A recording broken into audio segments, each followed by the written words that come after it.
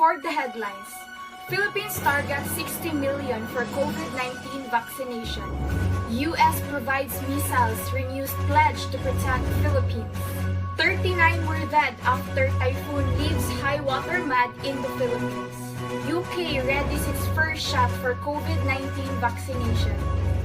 Egyptian model arrested for inappropriate photo shoot. Catriona Gray helps aid to typhoon victims.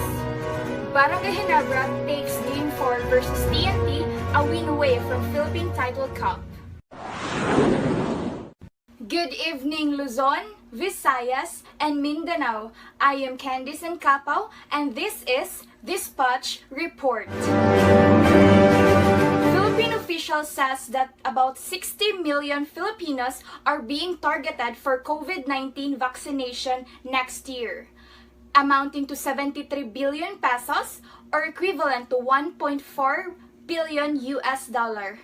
Laiza Alcantara has the news. Philippine targets 60 million for vaccination. Philippine officials say about 60 million Filipinos are being targeted for vaccination against the coronavirus next year at cost of more than 73 billion pesos or $1.4 billion. President Rodrigo Duterte said he wanted police and military personnel to be prioritized for their many sacrifices, including in disaster response work. The Philippines has more than 420,000 confirmed cases, the second most in Southeast Asia behind Indonesia, and 8,173 deaths. President Donald Trump's administration provided precision-guided missiles and other weapons to help the Philippine battle Islamic State group if it comes under attack in the disputed South China Sea. National Security Advisor Robert Obian represented Trump in Monday's ceremony at the Department of Foreign Affairs in Manila, where he announced the delivery of the catch of missiles and bombs to Philippine military. Trump pledged to provide the $18 million worth of missiles in phone conversation with Philippine President Rodrigo Duterte in April. Thick mud and debris coated many villages around the Philippine capital Friday after a typhoon caused extended flooding that sent people fleeing to their roots and killed at least 39 people. The military was rescuing people in places where waters remain high. More than 350,000 people had been evacuated to safety. Many residents fleeing vulnerable coastal and low-lying areas before the typhoon hit. Philippine National Police said more than 100,000 people had been rescued, including 41,000 in the capital region. For the truth and accuracy, this is Laiza Alcantara reporting for Dispatch Report. UK becomes the first Western country to be authorized for the widespread use of COVID-19 vaccination, preparing for its first shot on Tuesday, December 15, 2020.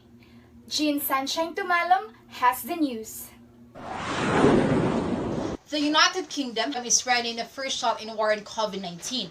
A week after United Kingdom became the first Western country to authorize widespread use of vaccine against COVID-19, it is preparing to administer its first shot on Tuesday. The 800,000 doses are only a fraction of what is needed.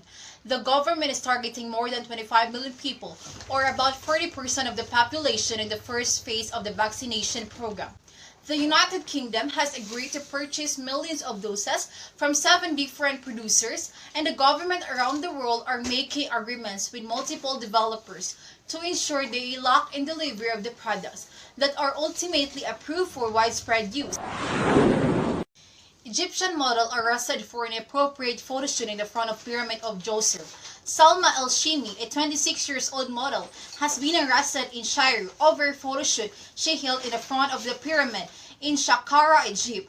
Dressed as an Asian Egyptian queen, El-Shimi was later apprehended by police as official at the Ministry of Tourism and Antiquity. As the pre-Egyptian rules, anyone who wants to carry out a photoshoot or video shoot or commercial purpose at an archaeological site must obtain a permit from the ministry. for truth and accuracy. This is Jean Sunshine Tumalon reporting for the Spotch Report. And for the latest showbiz chika, Roselyn Dubduban, it's your time to shine.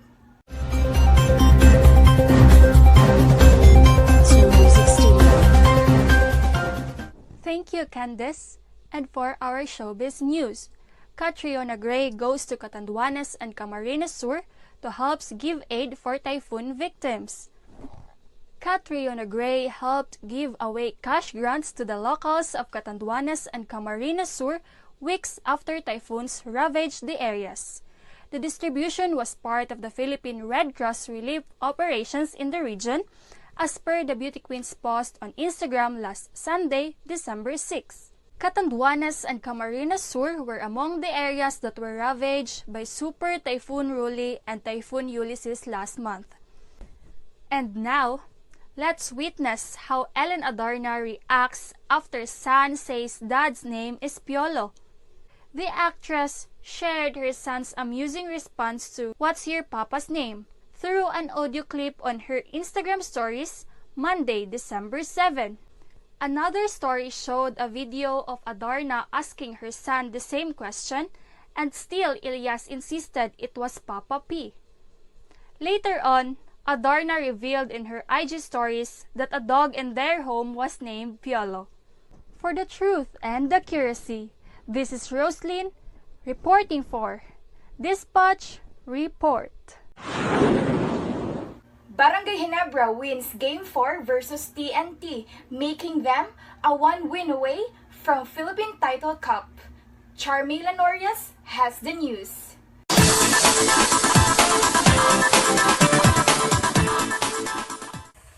Barangay Ginebra San Miguel need just one more win against the TNT through Pangiga after taking Game 4 of the PBA Philippine Cup Finals from 98 to 88 on Sunday.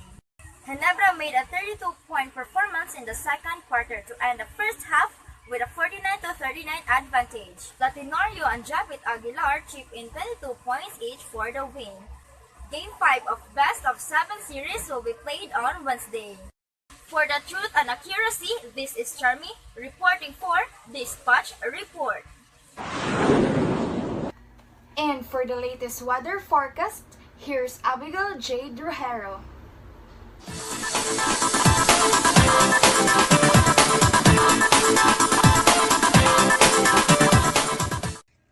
And for the weather report, as of Pag-asa, in Manila, Philippines, the tail end of a frontal system that was previously causing rains in the eastern section of northern Luzon is now affecting the weather in Bicol region and eastern Visayas. Meanwhile, the northeast monsoon or amihan will bring cloudy skies with rains in Cagayan Valley, Cordillera Administrative Region, Aurora, and Quezon. Based on the weather forecast issued by Pag-asa at 4 a.m., Bicol region and eastern Visayas will experience cloudy skies with scattered rains and isolated thunderstorms due to the tail end of a frontal system or a weather system that forms due to the interaction of the cold northeast monsoon and warm easterly winds. The northeast monsoon will also bring partly cloudy to cloudy skies with isolated rains in Metro Manila and the rest of Luzon, according to Pag-asa. On the other hand, the rest of the Visayas and Mindanao will have partly cloudy to cloudy skies with isolated rain showers or thunderstorms due to the earliest or warm winds coming from the Pacific Ocean. And this is the forecast temperature range in key cities or areas.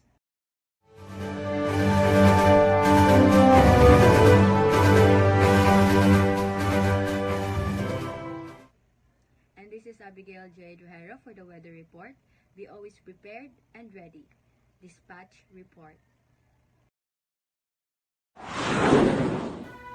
Your 24-hour news source. Because action never stops. It's time to get connected. Dispatch Report.